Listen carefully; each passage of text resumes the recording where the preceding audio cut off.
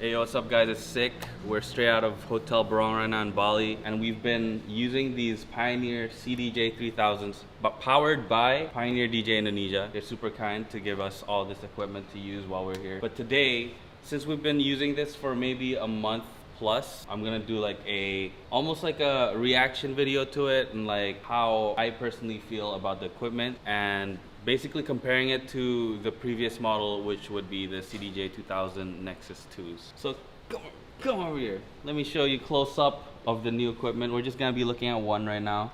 The setup is 4 CDJ 3000s and DJM 900 Nexus. We're not gonna really focus too much on the DJM 900 Nexus 2s, but if you do get this model of CDJ 3000s, I do recommend you to get the DJM 900 Nexus 2s, because they just work better together. The first thing I want to talk about basically is the jog wheel. They've updated it by a lot. There's a couple things I like, there's a couple things that I don't really like.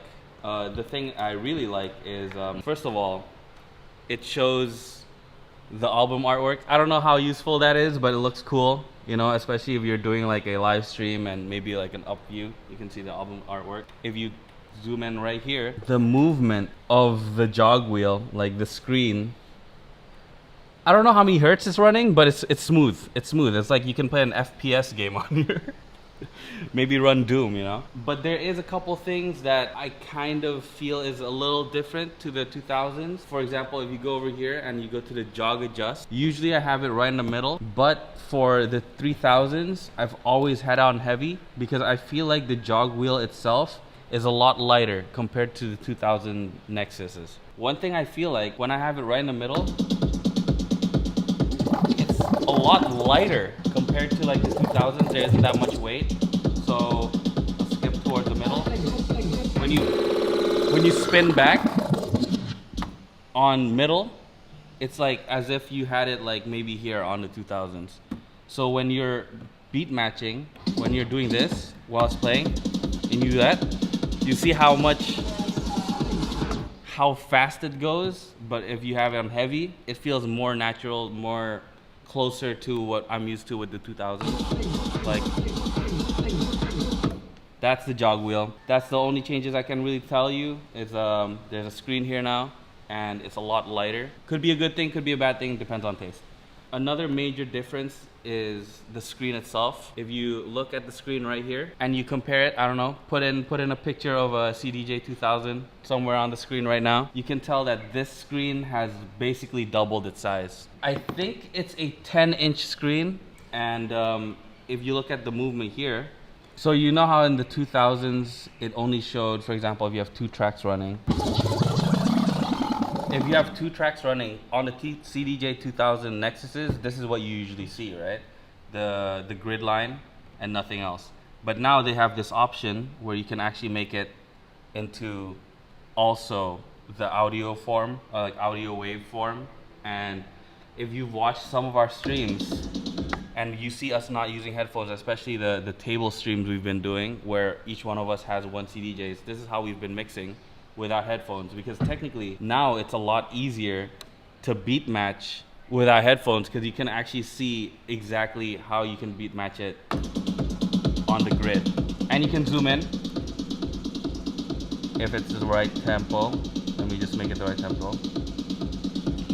But basically you can zoom in and instantly it's on the same, it's on grid.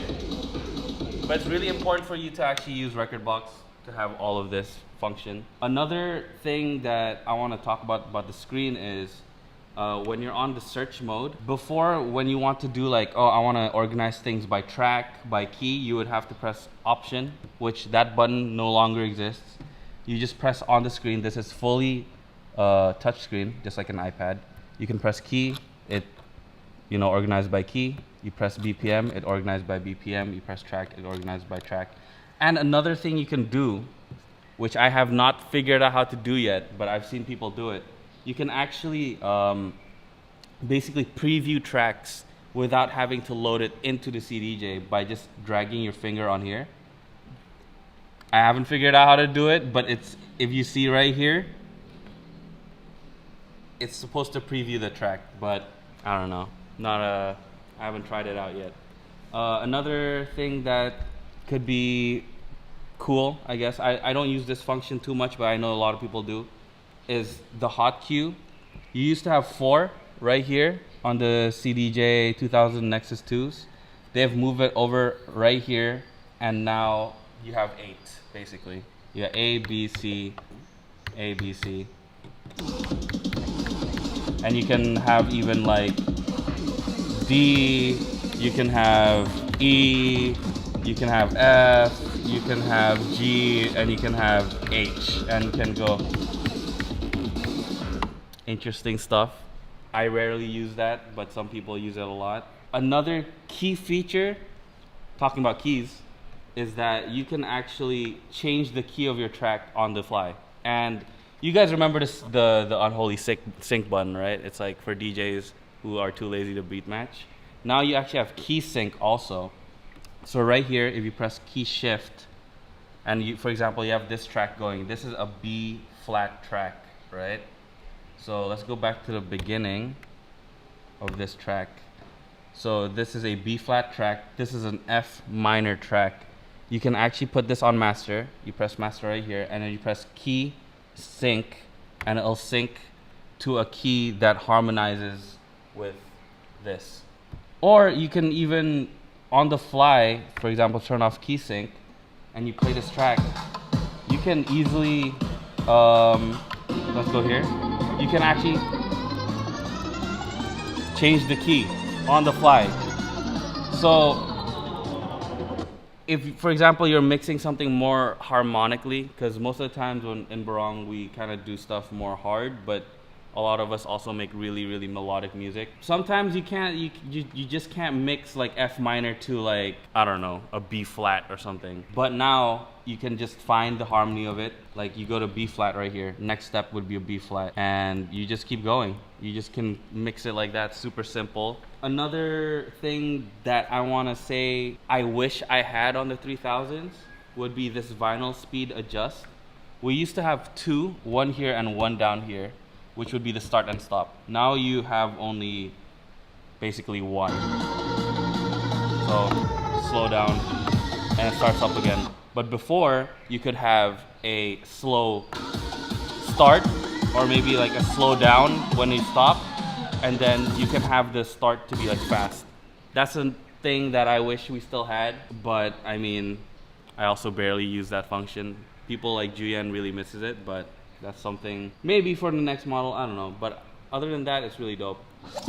So another function that I really think is really, really useful is this beat jump function. So instead of pressing the search button and it goes through the track, you can actually just, while you're playing on the fly, press beat jump and it goes to the next parts of the song by 8 bars. So you're just scrolling the track like that. It's really cool. You can, I was playing around with it earlier. I was like basically making a new drop by just beat jumping. All right, so one last thing I want to talk about is the speed of the new equipment. So before, if you remember on the CDJ 2000s, I wish I had a 2000 right here to compare it, but when you load in a track, this equipment loads it in basically in an instant. So if, look over here, I'm about to load in a new track right here. Boom, instant. Before CDJ 2000s, if I remember, 2000 Nexuses, when you press that load button, it'll do like this scan through thing, then it loads, which takes a couple seconds. But when you're doing stuff live and you really want to mix really quickly, having this instant load, basically a lifesaver. Also, another really useful thing, remember on the 2000s, when you, for example, accidentally unplug your USB, it loops about 4 or 8 bars. But when you're playing something here, right, and you unplug it, it has the whole track loaded up. It has the whole track loaded up, so you don't even have to worry. Like, for example, you're at a festival, right? You're like, yeah, I'm playing this track right now, and then some idiot, like some DJ is like, yeah, dude, it's my turn, unplugs your USB. On the old CDJs, you're kind of basically you're basically and it'll just loop 8 bars, and when you plug in your USB, you have to wait for it to load. Now you have the whole track loaded, and you have time to fix stuff, or you can, you know, like, oh my god, why did you pull out my USB? Start a whole mosh pit on stage. You know how it is. Also, there's another major change which I did not notice because we never use CDs anymore. There is no more disc drive. So technically this is like an XDJ because there's no CD drive at all. But who uses CDs anymore, right? And yeah, that's basically all the changes that's been made between the 2000s and 3000s. All right guys, this is my honest review of the CDJ 3000s. I've been using it for a month. Shouts out Pioneer DJ Indonesia for hooking us up with the equipment for our live streams and everything. Yeah, don't forget to subscribe to Brong Family's YouTube channel. Leave a comment, leave a like, say something sick as sexy in the comments or something. And yeah. Goodbye.